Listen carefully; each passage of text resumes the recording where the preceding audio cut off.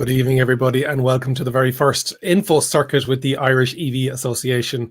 My name is Derek Riley. I'm part of the committee and I'm looking after the events with the committee this year and hopefully into the next year after our AGM. Just to save the date in your diary, there is an event on the 14th of April. There's the AGM, but there's also a meetup.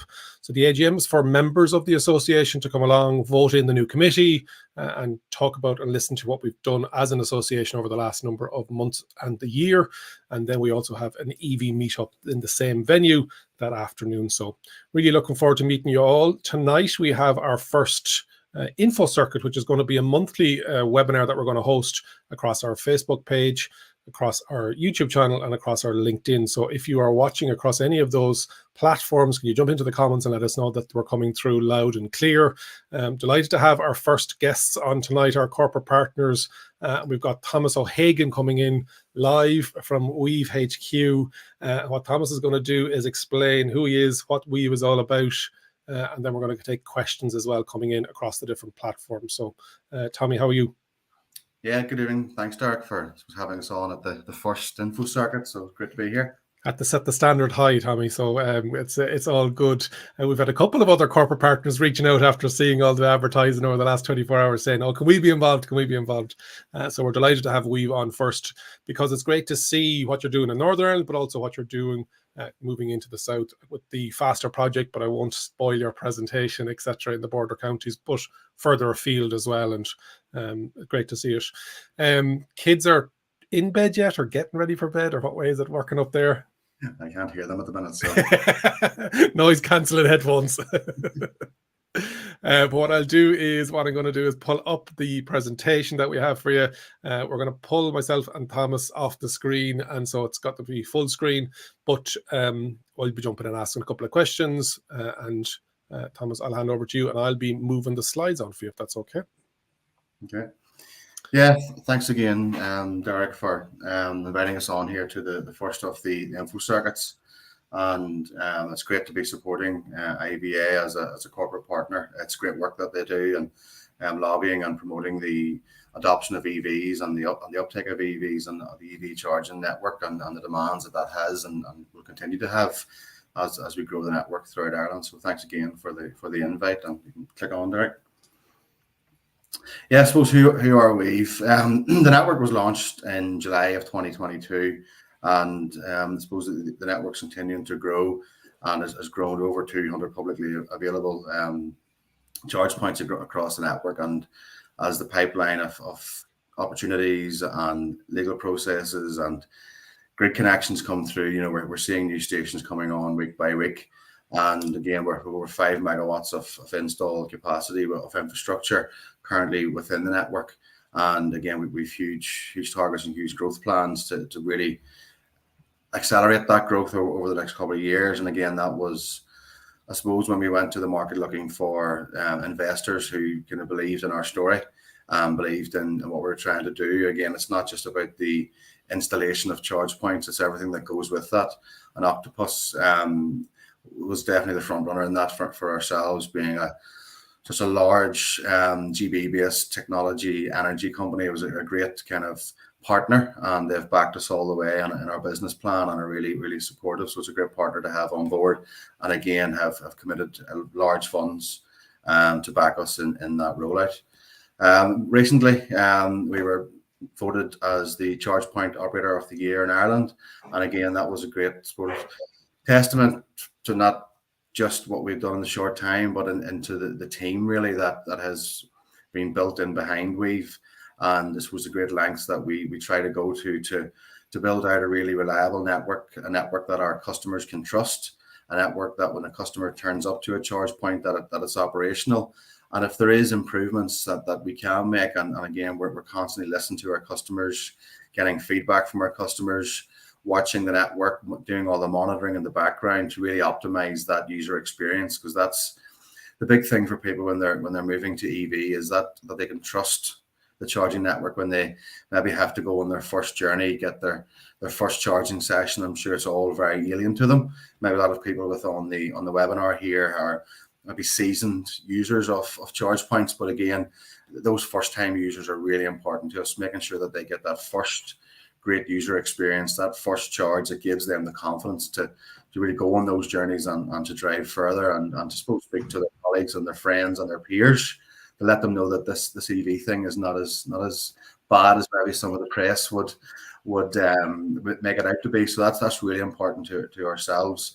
And again, we then extend that kind of EV experience, and we work along with a lot of fleet customers, a lot of workplace customers, provide a lot of sort of domestic customers, and those parts of our business are really important, again, to support the transition, to give consumers, companies, fleets, all that confidence that they can make the switch to the EV whilst having the Weev network as a backup when they're away from their office or away from their home. So, it's really important, that whole ecosystem that Weev provide, that it provides a full end-to-end journey for customers, and our team are there with the 24/7 support, the customer service teams really to support all those EV drivers as they make the switch and go about their daily lives as normal, hopefully, as they would have been in their ICE vehicles. That reliability is hugely important to you, Thomas, that the uptime, the 99.9 or 99.5% of the time, you want to make sure that it's working, because it's not about just putting a charger on the ground and forgetting about it and hope people utilize it, because if it's not being looked after and maintained, it's not going to give that confidence in the network, as you say yourself. Yeah, so for us, the charger getting energized is only the starting point. There's a lot of work goes involved in getting it to the point of energization. Some of the work you wouldn't believe goes in behind the scenes, but really when that charge point comes on, that's when kind of our team really wants to kick in. We have full monitoring of the system. We're watching transactions. If a user maybe we can see has an issue, the team will reach out to that customer, really see, okay, you may have had an issue with charging. Is there anything we can help with? And we really want that supposed to be a returning customer, because those first few weeks, months of having your first EV, it's really important that you can have the confidence. And again, it's all about your peers and your friends and your circles, that you've made that commitment, and you want to be able to say, I've made the commitment and I'm able to do that. So again, Weev are here, and that's part of our mantra. It's part of what we do. It's part of what we want to do and continue to do, is to make sure that our network is reliable and customers can turn up every time and get a charge on when they need it. Brilliant. Now, did they not buy you a jacket in that picture, or do I need to get on to Lucy or Derek in that picture to say it? Whereas, I'm sure you've got the lapel pin on. It's all about the branding. Lucy's keeping an eye on you. I'll move on for you. Yeah. Yeah, well, briefly, suppose very quickly, again, just really for those maybe who are new to Weev, some of the characters and some of the people within the business. So at the start of this journey, we went into the market and looked to build a really strong executive team, a team of experience that would allow us to scale the business, and that's what this industry is about, scale. Myself and Dominic Kearns are co-founders of the business. We've been 15 years in building out digital infrastructure in the fiber, IT, and telecom space, and we thought we could use those skills and know-how in the customer service, the building, the infrastructure, and transfer that into an industry that was about to go through kind of the same digital transformation that the telecoms and IT industry had over the years. So adding to that, we brought Philip Rainey in as CEO, a long time experience in engineering, civil engineering, and more recently in the deployment of large-scale wind turbines. And as a former Irish rugby international, had a bit of profile about him as well, which helps from time to time. Graham comes in as CFO, 20 years, Schrader Electronics, part of a large American corporate structure, really experienced in that space of the financial and all the kind of the bits that go with really understanding our network, understanding utilization, understanding all the things that are really important to build a successful network. And Killian Rooney in as COO, really up and coming engineer within the world of construction and electrical engineering, and has really sort of gelled together our operations team, brought sites live, made sure that from a health and safety, from a RAMs, from all the things that are important in building not just a reliable network, but a safe network that is safe for our users, safe for the deployment and through the construction phase. So building that executive team was really important to us. And backing in behind that again, building out a strong team that is probably, if you're interacting with Weev as a commercial customer, as a consumer, as part of the marketing, as part of the onboarding team or finance, again, you'll be dealing with some of the people on screen here and some of their team members. So again, for us in Weev, and that's where the Charge Point Operator of the Year thing was really, really important to us, because the team in behind us and the team that we've put together is really important, and everybody is really passionate about Weev, what we're doing, what we're trying to do, and all of the things that we aim to do in the future. And also members of the board, again, really experienced people from the HR and kind of people industry, again, all about our people. And then Wukash as a board director from Octopus, again, bringing in that experience from GB and that scaling of energy assets and stuff. So it's been a real big thing for us to pull that really strong team together and kind of build that ethos within Weev, that we're here to believe in the things that we're all doing every day, and also then to deliver that really brilliant product for our customers. It seems to be a big team. What kind of numbers are we talking about, Thomas, across everybody from installers all the way to the people in head office? Yeah, we're just over the 50 mark at this stage. Wow. Yeah, so that's been a whirlwind journey from I suppose myself maybe two and a bit years ago, and to building that team up and seeing the team kind of growing and maturing. And as I say, that this industry it didn't massively exist, a few years ago. So like a lot of the people you're bringing into the business, you're looking for those transferable skills. You're looking for people that have the drive and the passion to really come into the business and grow with the business, and it's great to have the team in around us that believe in what we do. Brilliant, fair play. I'll move on for you. Yeah. So the network to date, so you'll see the northern network, really Belfast was HQ as you describe, and that's kind of where the start of the network has been. But we've been able to grow the network quite widespread in the space of time that we have been delivering. You'll see quite a number of the border regions, goes down as far as Navan, if that's on the border. But that's the kind of network as it is, and we have a lot of locations that we're working through, kind of the ESB, working through with the site owners and location owners to bring those live. So again, hopefully if we're back again next year, we'll see at least double that on the map, all being well, and quite a further spread of the network. And again, the network in that border region probably has been very underserved for a long time, bringing in ultra rapid charging into the likes of Ballybofey, Buncrana, Sligo, Monaghan Town, these places that have been crying out for ultra rapid charging. And again, we're seeing the utilization of the network really start to pick up. We're seeing our repeat users come in. We're getting users coming in to say, I see your chargers now live in Virginia. Can you help me get going for the first time? And that's the stuff we love. We love really getting the customers on board, getting their first charge over the line and getting and using that. So the network has grown rapidly and continues to grow, and there's new stations coming online almost weekly at this stage. Brilliant. So I suppose the biggest part of what we've done to date in the Republic is the delivery of the Faster project, and that was, I suppose, a huge win for Weev, and that has been a great learning curve. The timescales that we had to deliver this were very tight. I think the contracts were signed maybe late August, early September, and we had to get all the machines manufactured and delivered and installed by the 30th of November. So great testament again to the team in around us that we will deliver it on time. And you'll see all the photographs on the 2 or 3 day trips that we had to do around all of the different council areas and do the photo shoots. So you'll see that nice blazer appearing in a few photographs there. It's great to see it, and as you said, those border counties really needed that investment, and that's what the Faster project was all about, really, wasn't it? Yeah, no, it was a great project, and we were delighted to be the kind of the lead partner on that. To just give a bit of an update as well on the locations there.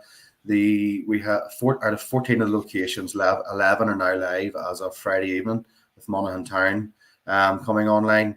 The last 3 to come online are Manor Hamilton, Drogheda, and RD. And again, that's just awaiting on the ESB final connect up and metering. So Again, we're working closely with ESB and getting the sites live and whatnot. So it's been Would you believe we've got our first comment in asking from LinkedIn, when will the charger in RD be powered on? It's been installed for a long time now. And yeah, it's a connection issue, isn't it? Connection is, they're not far away. All of the engineering officers are working through each of those now. So they're not far away. Again, I would like to be sort of saying this is all done in the month of April and all online. So perfect. Again, if that question wants to share an email privately, I'll make sure they get added to the mailing list, and we will notify them once we have a connection date. Brilliant. Thank you. The different types of chargers, Thomas. Yeah, so just to explain the different types of chargers that we would deploy across various locations, and we try to keep it sort of simple and SE, rapid, and ultra rapid. So your SE charges is typically what you'll find in your hotel settings, maybe in a retail setting, and again probably in an office setting, and that's really sort of delivering charging speeds for somebody that's going to be sitting around for a few hours, and that might be off to do some shopping at a conference or maybe an overnight stay or there for the weekend. From a charge point perspective, again, that's going to deliver 50 miles an hour roughly, or 80 kilometers. And that's kind of how we like to describe the charging speed, because ultimately that allows the customer then to choose which of the charging stations best suits their needs. So if you're going to be there for 4 hours, you don't need to be on a 1 hour charge of 500 kilometers. Again, you're better off onto the kind of slower, again, cheaper charge point as well. So we move on to the rapid chargers, and there's probably quite a number of those deployed across the island. That was kind of the first iteration of speed and charging speed that really started to, I suppose, change the dial on people's perception of EV driving. That's a 60 kilowatt charger. You have variations in there between 50 and 75 kilowatts. And again, a great charge point for that 1 hour rest up, go and do a bit of shopping on your route, maybe where there's less capacity in the network. Again, you would start to see quite a number of these charge points. And again, from a delivery perspective, about 200 miles, 320 kilometers an hour. Then we move on to go ahead. And sorry, yeah, you get a lot of people that would ask, oh, why don't they put in the fast stuff, the 150s and the 250s and, big stuff, every location, but you're limited by a couple of different factors. Supply in the area, obviously there's a huge cost to that investment as well, and you have to look at that return on investment. So there's a number of factors as to why Weev or other charge point operators may not put in something super fast at the first step. There's a few reasons behind that, and again, the obvious ones that always come out is the grid. So getting access to the grid, and that might be a time issue as well as a cost issue. So there may be capacity available now that us as a CPO can actually avail of that capacity there and then. So we may be able to get on a 60 kilowatt, but ultimately in next 1, 2, 3 years, we want to get in the ultra rapid. So again, we can deploy something now today. The other bit that we're very conscious of, that when we're working with our location partners, that we're sort of sizing the charge points up also to the use case. So again, we look at some hotel locations and they may have loads of capacity, but they don't want to become a fuel forecourt. So again, they're looking at, okay, why would somebody call in and charge here? Well, they're going to call in and charge. Maybe they're here for a Teams call or a coffee. So that 60 kilowatt charge point, or the 24 kilowatt variant as well, are really great for that 1 hour, 2 hour dwell time customer. They just fit right. Where if you have somebody coming in and it's an ultra rapid, they're limited to 45 minutes. You don't want somebody coming in, grabbing a coffee, sitting down, and just constantly looking at their watch that they're having to leave. So again, it's all, there's a number of factors that we will consider. The SE chargers, again, that's going to be for somebody that's there all evening. You don't want somebody coming to your hotel or to your retail location and plugging in and having to leave again very quickly. So again, there's that factors in, as well as the grid and cost. We have so it's the site as well. I know that you were chatting originally about a number of locations where I had AC 22, and you were thinking, oh, do you know what, we'll put in a 24 DC. But as you said, if it's a hotel car park, I'm overnight anyway, so I'm going to plug in. I'm not going to be swapping and changing a hotel. Is that still the case? It's very much site dependent. Very much site dependent, and again, we as part of what we do in the background and on our fully funded kind of CPO locations, we monitor the usage on that. And we have locations where we've maybe upgraded a 22 to the 24 DC. we're seeing the utilization spike. So we're looking at again, okay, that switch to DC has really worked. Let's go again. Let's look what else can we do at this site. And that's where the charge point operator fully funded model really works, is in that we will install the best speed and number of chargers for the site and constantly monitor that over time. Everybody wants the ultra rapid when they're out about. That's the as a driver, that's what we want. Yeah, exactly. And I suppose up until the last year and a bit, we didn't really have that in the market as much. And now you're seeing that people, it's the ultra rapid, it's 15, 20 minutes, once, twice a week, get a blast, and then that gets you kind of those long ranges really, really quickly. And again, we're a very impatient bunch in the world, so it's all about speed and time, and we're getting as much into the car as possible. But they do come with the challenges, and the grid in Northern Ireland, Republic of Ireland, and it's just getting the grid and getting it deployed at the right price is kind of what important. We've got a couple of questions in here, if that's okay. CHAdeMO is important. There's a number of Leafs and other EVs in the marketplace, and PHEVs that can take CHAdeMO. I think on both pictures they're both CHAdeMO supported. I can't see the other side of the 60 kilowatt. Is that still on your roadmap? Or are you still supporting that adapter? Across the faster project, the ultra rapids that are in the border regions, again, we have a CCS and CHAdeMO on all units. What we do always try to do is that if we are putting in a dual CCS rapid or ultra rapid, that we will have a twin 11 or a twin AC in the site, and trying again to make sure we can accommodate to everybody. Again, they're expensive machines, and as the OEMs and the car manufacturers are switching more towards one connection or the other, again, it's unfortunately it's a decision that charge point operators, not just Weev, are having to make. Yes. And what we do try where we can is to get at least the SE in beside that the Leaf drivers, etc., can access, and the FEV drivers, of course, can access the connectors. I saw that there's also a CHAdeMO to CCS adapter that's been starting to emerge around the place. I know Mark with the EV Association Northern Ireland, he knew of somebody that got one, and I was watching a YouTube video over my lunch break today. Now I wouldn't be watching YouTube during work. But so the compatibility with cars, but also the compatibility with charging infrastructure. So it's an early day for that kind of an adapter setup as well, isn't it? Yeah, and that has been tested.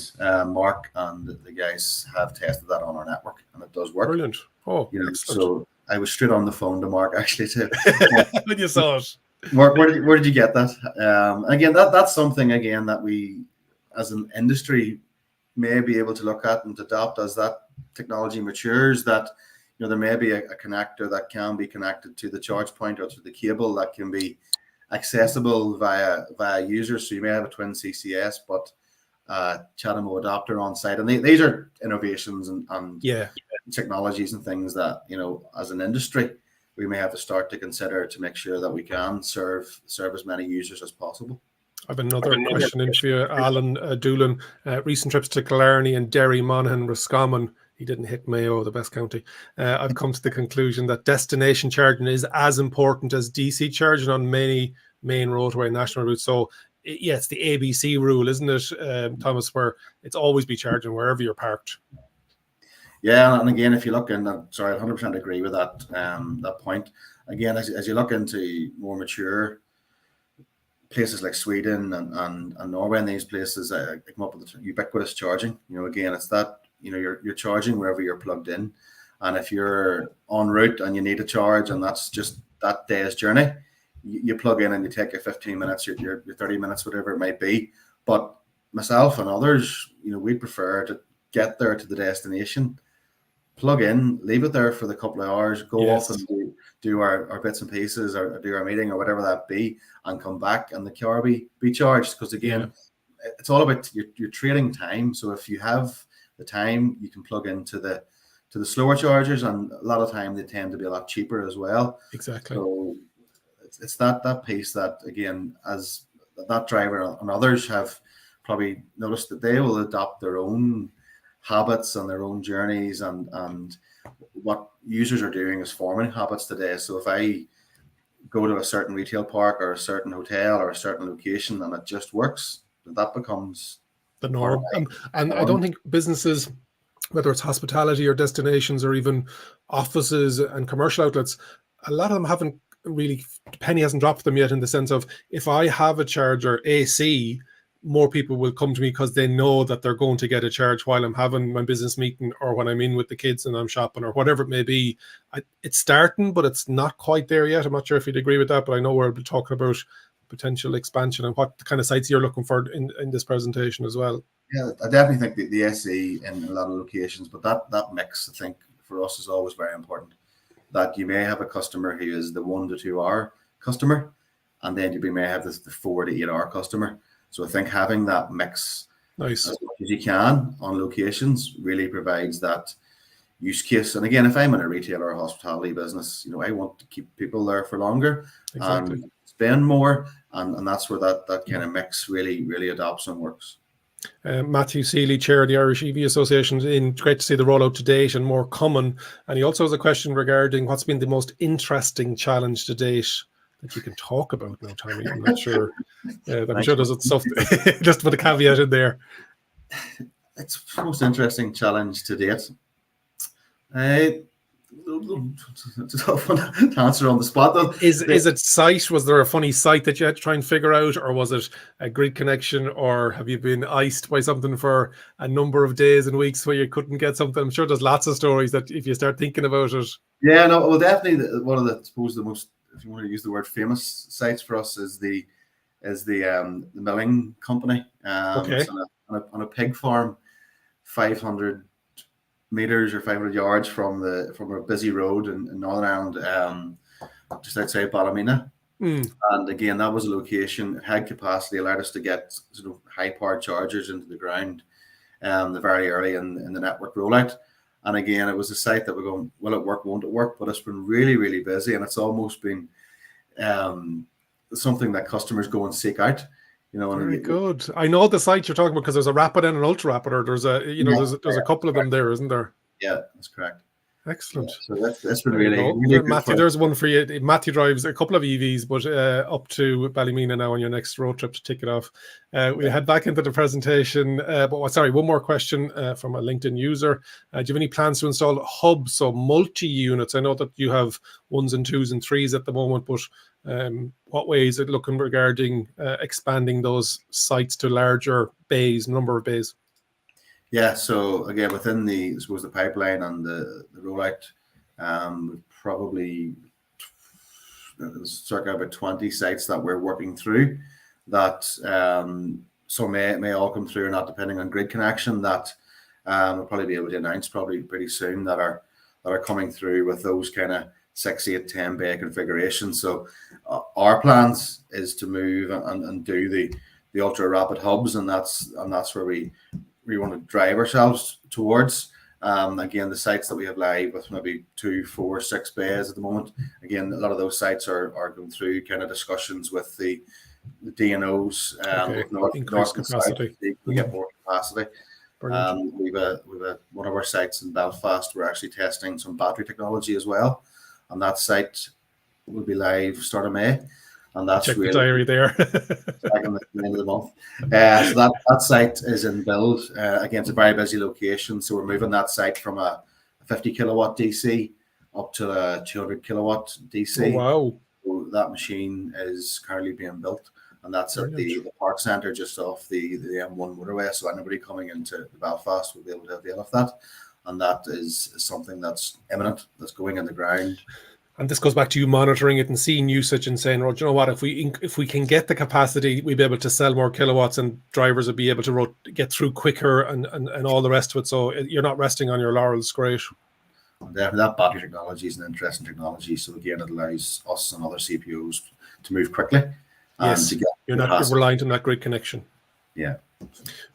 We have that LinkedIn users, or a LinkedIn user, back saying, had the pleasure of using Clockmill's charger at the week it opened. Brilliant location. So very good. I'll jump back into the presentation, but you were just about to talk about the ultra rapid, Tommy. Yeah, again, the ultra rapid, that's the part of the network that everybody wants to be getting as many of those in as possible, and multiples per location. They're very much en route. They're very much 15-20 minutes charging, and that's again the challenge for the industry. The Irish government has lots of large targets for meeting their offer regulations, that they need to add a lot of capacity into the network, and really the ultra rapid charging is what's going to achieve that. And again, a lot of that will be en route, maybe your M1 junctions or your M6 junctions. But again, a lot of that stuff's now going to come into urban centres as well, where people may not have access to driveways, shared parking. Maybe they haven't got their apartment building upgraded, so they're going to want and need to be able to access kind of quick charging when they're out and about. Thanks, Eddie. Great, excellent, fast rollout to date. Very impressive. Looking forward to seeing the hubs on the intercity routes. So we'll move on there now. So again, I suppose the pricing piece that again, we've been working on this to try and simplify kind of our charging strategy, and breaking that down into that same kind of piece around AC, rapid charging, and ultra rapid charging. Again, there's a different differentiation there between my Weev members. Again, that's somebody who's downloaded the app and is a user and is registered as a my Weev app user. They would get a discount versus the contactless payments or the ad hoc users. And again, there's a few reasons behind that, which we'll go into again now shortly, just around promotions and be able to interact with that customer a lot better and a lot easier. But again, we do offer that sort of pay contactless option as well. And pricing is something that we're constantly monitoring. We're trying as much as possible to keep a very, very simplified pricing structure. And I know there's other operators in every market in the globe that maybe has a mixed pricing strategy. And again, it can be quite confusing, I think, for customers. Are turning up at one station one week with a brand and it's one price versus the next station. So as much as possible, we try to keep our pricing as consistent as possible. And again, we'll try and monitor the pricing as energy prices move, or again, can we do some promotions? Can we do long-term discounts and things? So there's a lot of work goes on in behind the scenes when it comes to pricing. It's not just as energy prices. There's a lot of actual other charges that would come through from the network, like availability charges, which again is something that I can talk to some other day, where again we're charged just to have the network available, and that's a charge comes straight through from the network, as well as kind of winter peaks and different time of day usage. But again, we try to smooth that out over the year for the customers, so again they're not getting confused or turning up one day it's one price and the next day it's another. Yes, so that's the message is, if you have the app and you're a member, it's the cheapest you can be, but there is the contactless available there. Great to see your overstay fee is 60 minutes, which is probably lots for lots of people that probably don't even reach that. But then every 15 minutes past that, because on one of the networks down here, it's a 45-minute overstay fee, but that's it. And so you'll see people on it for 2 hours and they don't get any more penalization on the back with. So smart thinking, and I'm sure that can be adapted as you see the market evolving as well. And that was something that we, again, with the market, the guys and Ivani, that's something that we really, really worked with the guys early on. Is right. I see a lot of talk around overstay fees. How would you best see that we would implement this? And again, that one-time fee didn't seem to have the desired effect to get the bays cleared. So again, we're trying not to be too penal on people that if they're too late. So again, there's other strategies in the market from some of the big American brands with a charge per minute. Oh wow! So I think that's a bit unfair. People skirting across car parks to get back to the car. So again, we try and give it into blocks. People have to get on and do their daily lives, so we want to try and be as flexible as possible. Speaking of Mark, he's in on the comments. Great to see the progress Weev is making and their commitment to building a reliable network above anything else. Can Thomas update on the hub between Port Stewart and Coleraine, please? Now, look at Mark coming into the Irish EV Association webinar looking for EVA and I info. I'll let you answer that, Tommy.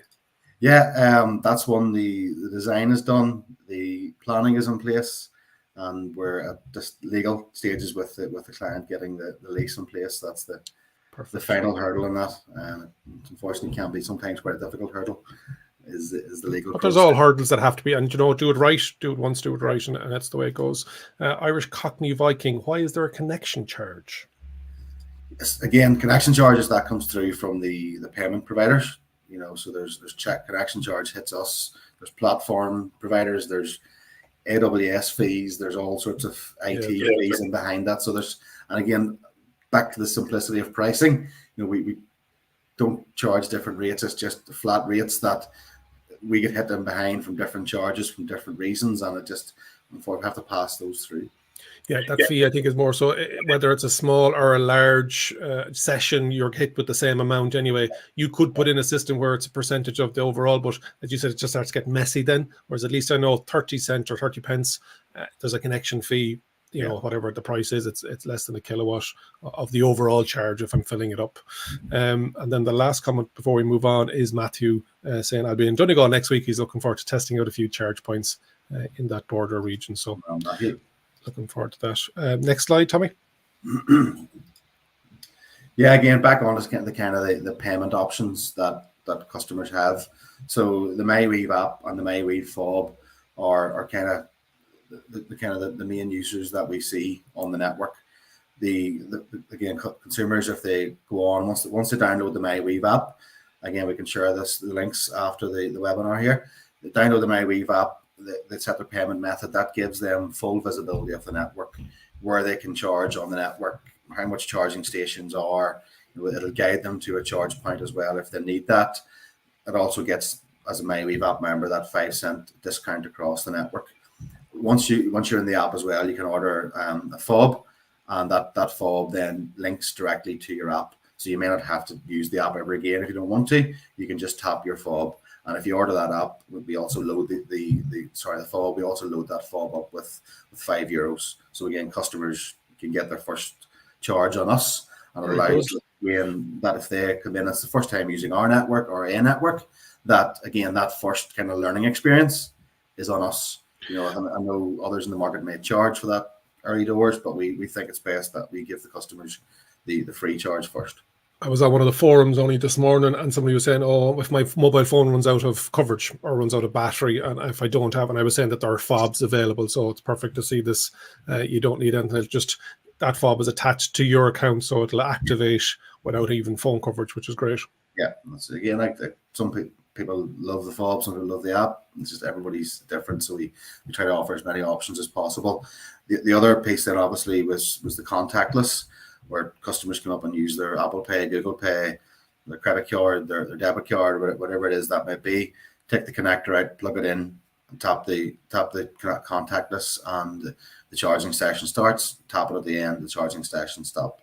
Again, a lot of people like to interact with machines that way.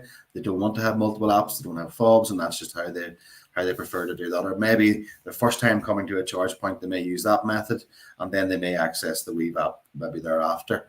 And the last one, which we would do quite a bit of as well, is the Weev business account, where companies, sole traders, and the likes can set up sort of a post-pay account. They can have multiple fobs, and all of those fobs then would be given out to their drivers or their staff or their family if they want, and they would then pay for that at the end of the month, as opposed to having a transaction charge and having all of the different claims for expenses, etc., that go to the personal account. So again, that's something that's very popular. We'd encourage business customers that are regular users of the network to avail of that service. And it's not just Weev chargers; they can roam on that as well, so they can go on other chargers potentially as well. Is that right? Yeah, we do have roaming partners there across the island. Perfect. That users, again, on the app, you'll be able to see those and where you can access those, and your fob will work across those. Brilliant. So on to our latest piece, which has been fun to launch. Again, we done the Black Friday promotion.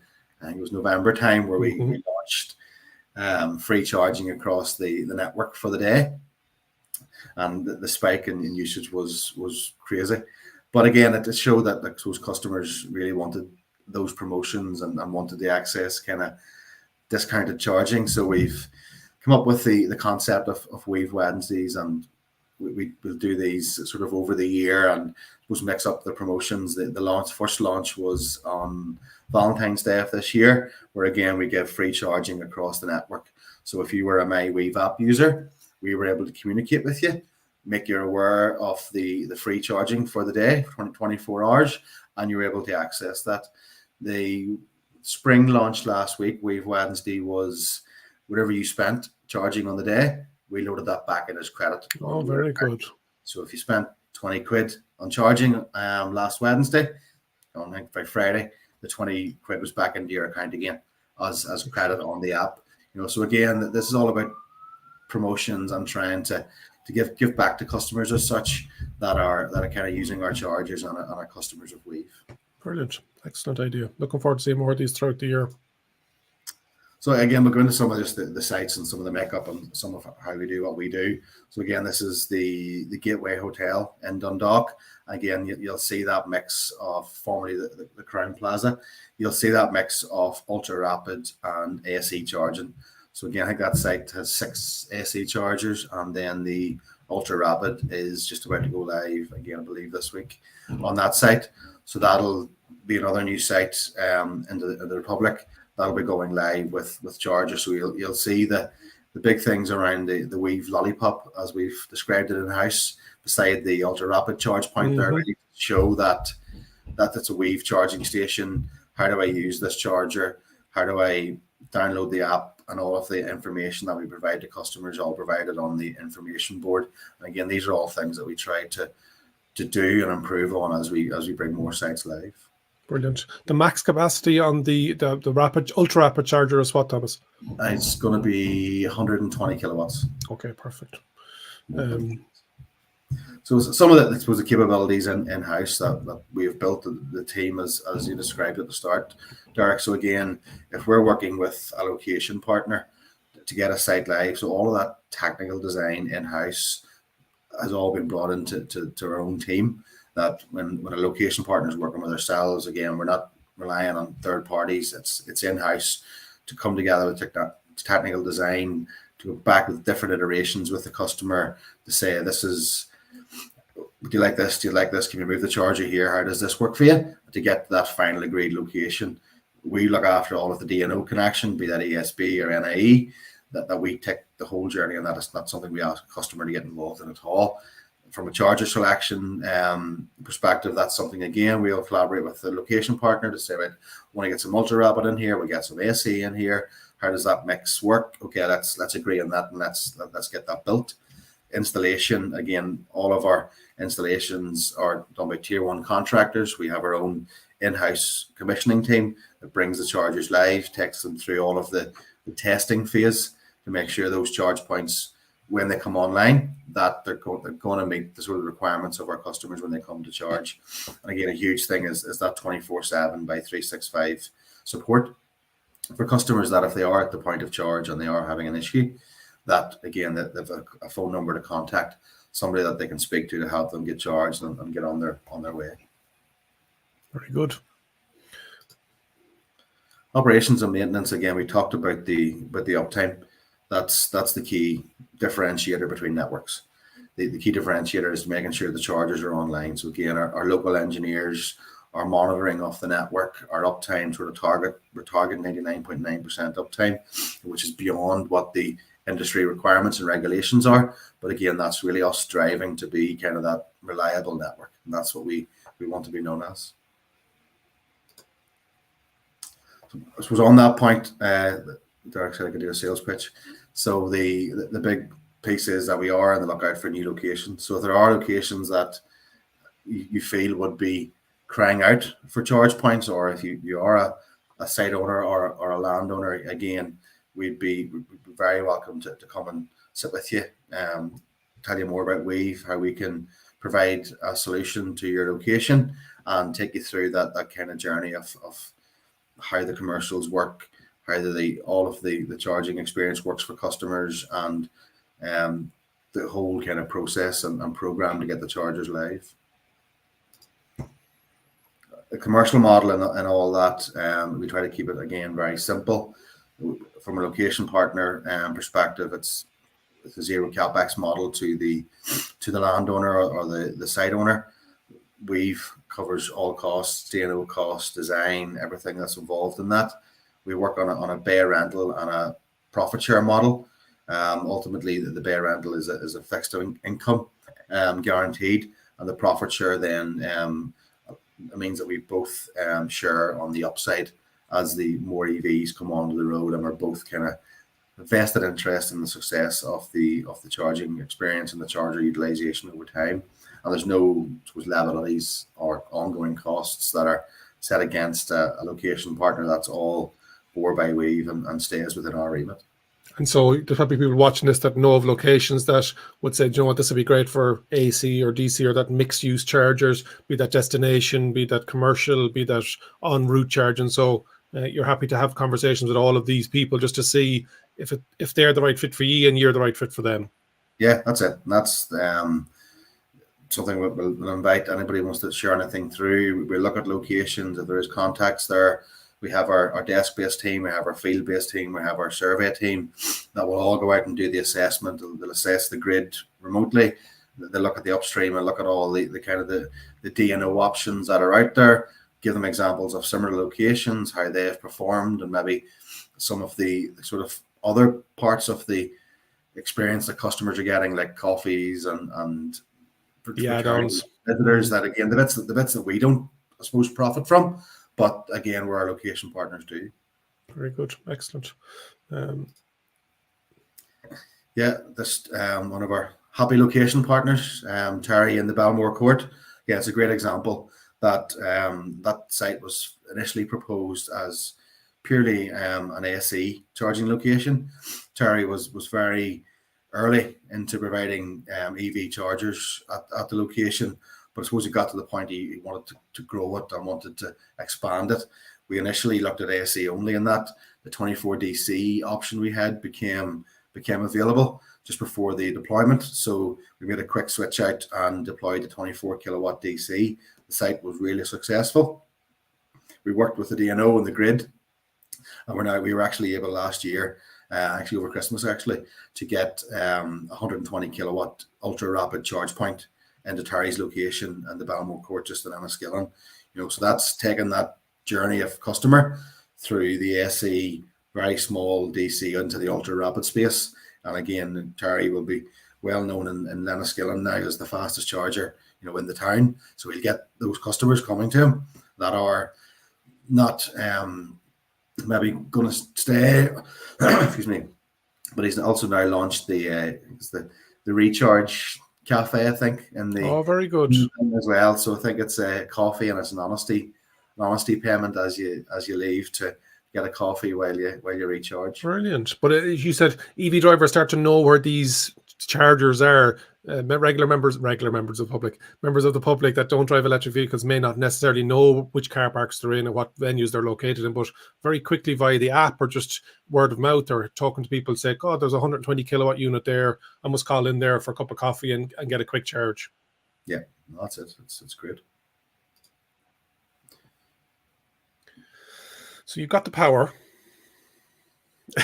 We've got a couple of questions or a couple of comments coming in, and if you've got any more comments, please drop in, whether you're watching it on YouTube. I'm seeing stuff coming through on LinkedIn as well, and obviously on our Facebook page. So don't forget to ask a question, jump into the comments. That's what myself and Thomas are here for. So Jonathan Cullen jumped in and said, Weev Wednesday spring event was a great initiative. I actually got to charge, unlike the other incentive days where freeloaders hugged the chargers overnight. Rushmore Shopping Centre. And unfortunately, Thomas, if you had a clamping company, you'd make a fortune. Yeah, no, thanks, Jonathan. And I think I recall an email actually coming in from Jonathan about Rushmere actually just before we launched the first Weev Wednesday. So it was great that you got your charge. And again, we are testing the promotions and listening to feedback and sort of maneuvering those to see what best is best for the consumers. Perfect. Alan's after jumping in and saying great information on all aspects of Weev, and that's exactly why we wanted to do this info circuit and be the first one up. And so thank you very much, Thomas, for doing that. And then Michael Sherlock, great information. We can now spread the word. So all of these videos, whether you're watching it on LinkedIn, on YouTube, or on Facebook group, this video will be stored there now moving forward. So please do share it. Whether you know of a site that's looking for more charging opportunities or just want to understand Weev. As I was saying to Lucy only recently, I love the branding. I think you do an amazing job of marketing and branding. I think it's great to see that colourful and that element of design in it. So whoever came up with the logo and the team that come up with that, I think it's really eye-catching, and even the lollipop and all that kind of stuff. It's definitely about setting yourselves apart from the other CPOs. Anything you want to wrap up with, Thomas, before we close it off for the night? No, again, thanks again, really, Derek and IEVA for the invite. And we look forward to listening in to your info circuit sessions moving forward. And again, if anybody has any questions, thinking of moving to EV, thinking of getting a charge point at home, work in their location, want to know anything about how to charge, how to use it, again, reach out to ourselves, hello@weev.ie, and some of the team will be more than happy to have a chat with you. Lovely stuff. Thomas, thanks very much for your time. We really appreciate it, being a partner of the Irish EV Association as well. And we look forward to your expansion into more locations down here, but also whenever we're traveling up there, we know what network we're going to be connected into. So thanks very much for your time. Thank you, Derek. Thank you.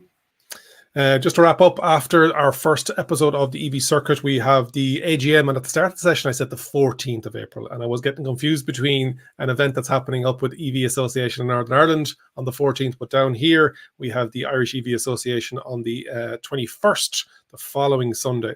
It's going to be happening in Portlaoise Plaza. Times are, let me just pull up the times because to make sure that I get it right. The AGM for paid up members is between 11 and 12 in the Portlaoise Plaza, and any paid up member of the Irish EV Association will have the opportunity to vote.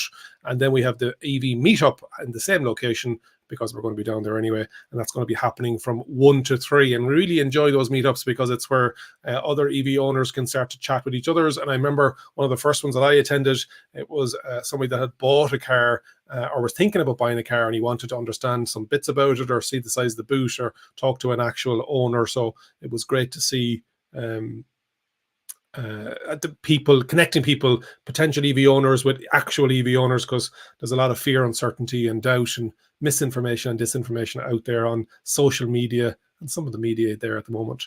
We're also going to be streaming the AGM for those that can't make the Portlaoise Plaza on the 21st. Make sure you tune in. It's going to be across the regular platforms, but the paid members will be getting a link and information out on that over the day. Thank you very much for your time. Hopefully you've enjoyed the Info Circuit episode 1. We're going to be streaming this. We're looking at the last Tuesday of every month. So start marking your diaries. We're going to have corporate members and partners, but also we're going to have updates from the association and other associations as well from near and far. So it's going to be somewhere that you're going to be able to come along, understand a bit more about the EV ecosystem. But hopefully you've enjoyed it this evening. Thank you very much for watching, and we'll see you on the next one.